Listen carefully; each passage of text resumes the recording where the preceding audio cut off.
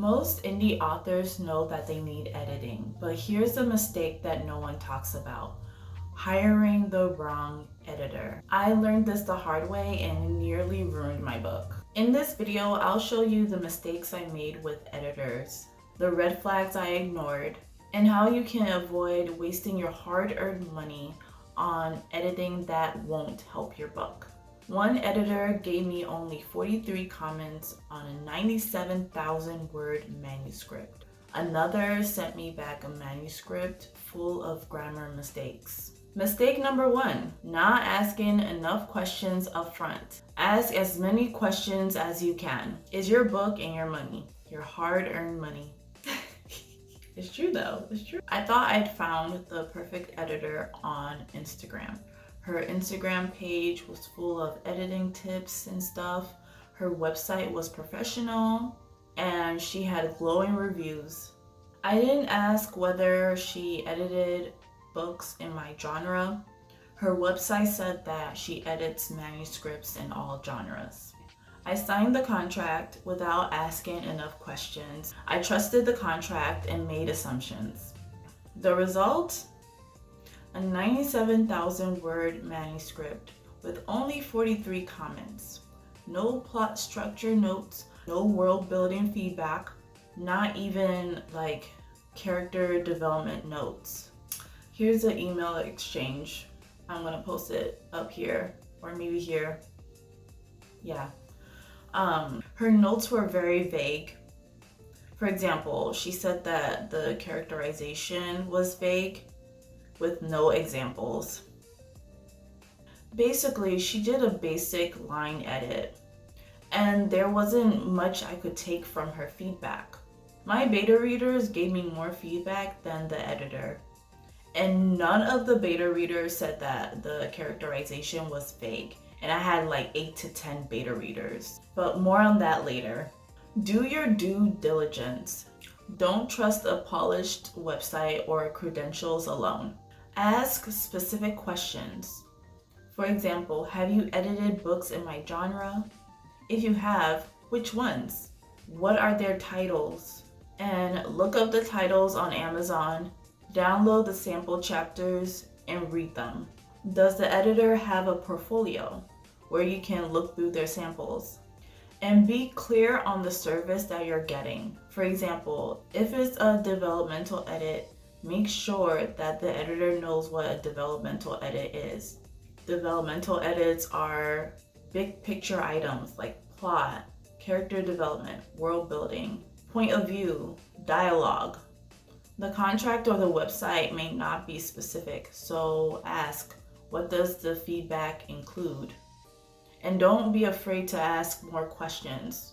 It's okay to be annoying because you're the face of your book and you are going to be spending your money on these edits.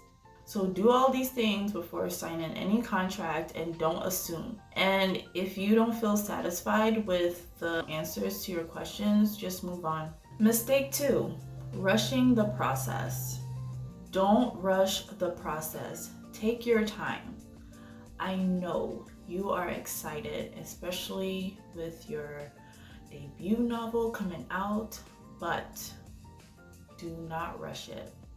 You have time, especially if you're self-publishing, you have time. I hired another editor for copy edits and proofreading, but still, mistakes still slip through.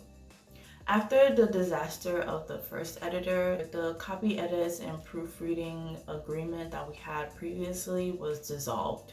I hired someone on Fiverr and it took over a month for them to look through it and send my manuscript back to me. I read the first chapter and it looked fine. Finally, I thought to myself, finally, this is good. Someone that actually does what they say. I skimmed through the book. I found a few typos and I fixed them.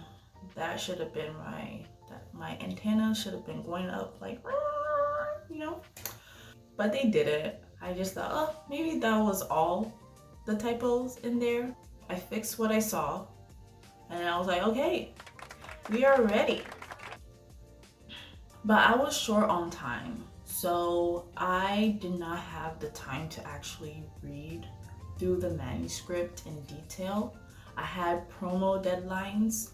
I had to send the manuscript out to ARC readers so that they can receive it, read it, and then write the reviews on release date so that they had enough time to receive and read it.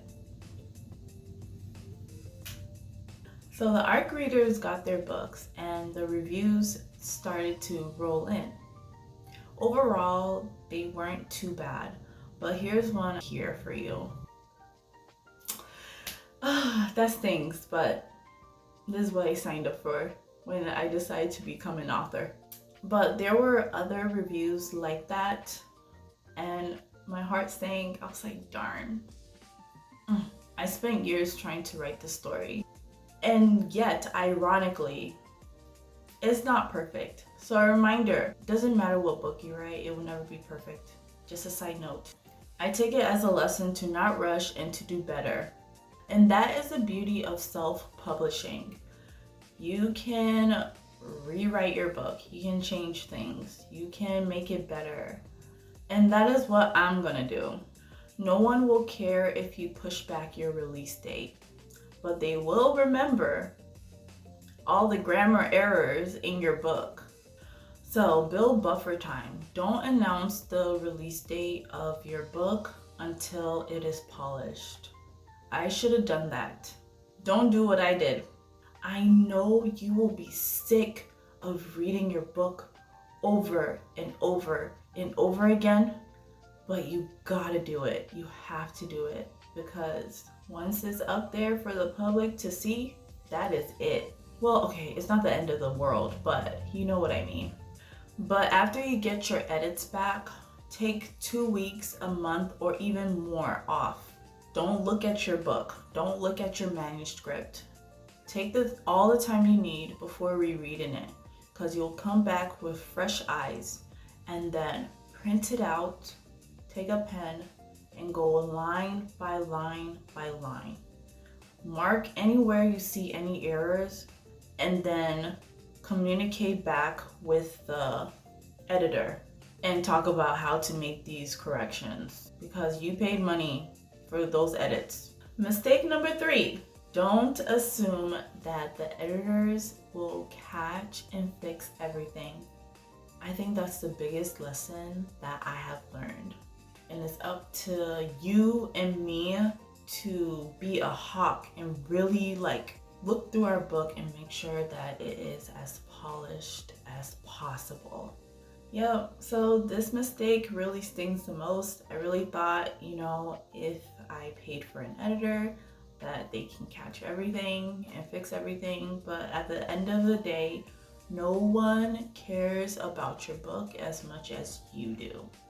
The editor is not the author of the book. They did their job, they made their money, and they've moved on to the next project, right? But it's you are the face of your book. So whatever mistakes that there are in your book is gonna reflect on you. So always keep that in mind. I know I will. I for sure will. But I know what you're thinking. I don't want to make these mistakes, but editing is expensive. I know, if I want a very good and polished book, I'm gonna have to dish out some coin for that service. But this is not the end of the world. It's not all doom and gloom. There is a solution, and I'm here to give it to you. So here. Editing doesn't have to be expensive. You just gotta be strategic and use all the resources that you have. If you wanna save money on developmental edit, use beta readers. Beta readers are so invaluable. Shout out to the beta readers out there. You guys are so important to us authors. If you have book friends or writing friends, reach out to them and ask, can you read my book? See what they say. It doesn't hurt to ask. I hired 2 beta readers to read my book, and I liked their work. They gave detailed feedback on characters, world building, plot. And also, they were able to see in their mind what they were reading. Basically, that it was detailed enough for them to be immersed in the story. That is helpful feedback. Also, find writing groups in your community. I believe that every city has a writing group. So you can go on meetup.com and put in your location, your city, and look up writing groups and see what pops up and join them. They usually have critique groups where you can submit what you're working on and they can give you feedback. This was so helpful for me, and I know for a fact it will be helpful for you. I recommend you do that. Yeah, I had a great experience with the beta readers I hired. All my beta readers, really. Actually, because of my beta readers, I changed the outcome of one of my characters.